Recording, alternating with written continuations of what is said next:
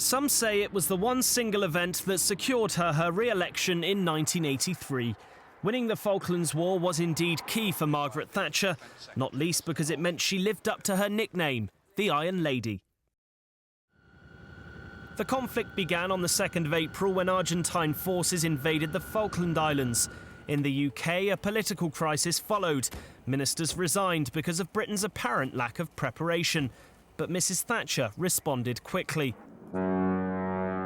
Within days, she had dispatched 2 aircraft carriers, dozens of warships, and thousands of troops. In the knowledge that these pictures would be broadcast in Argentina, Harrier jump jets and Sea King helicopters were left on the deck of HMS Hermes when they would normally be stored below. As the British ships began their 8,000-mile journey, Argentina swore in their own governor of the Falklands.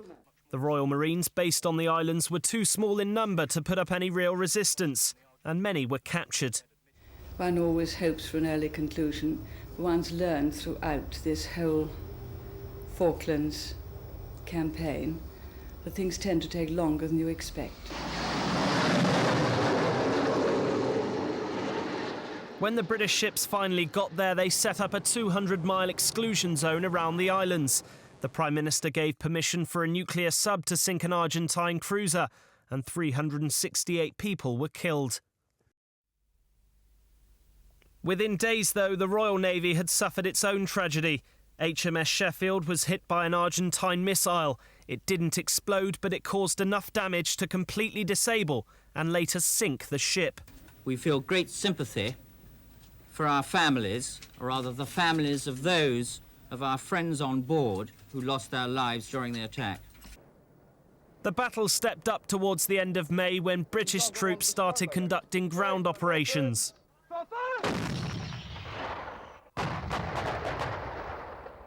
It took them just 3 weeks to reach the capital, and Argentina formally surrendered on the 14th of June. 913 people had lost their lives. We have ceased to be a nation in retreat.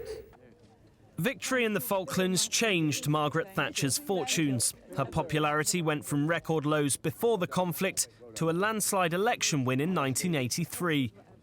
After the war, she dedicated lots of money to rebuilding the Falklands and visited the islands herself to see how her policy was being implemented. Now, let me have a look at that.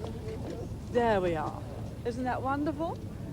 If one looks at it from the viewpoint of the Falkland Islanders, their loyalty is total. Their loyalty to our way of life, their loyalty to everything for which we stand. And time after time they come up and thank Britain what she's done. She remained popular with many who had served in the armed forces for the rest of her life. As a war leader, one famous former soldier described her as the best person you could have hoped for.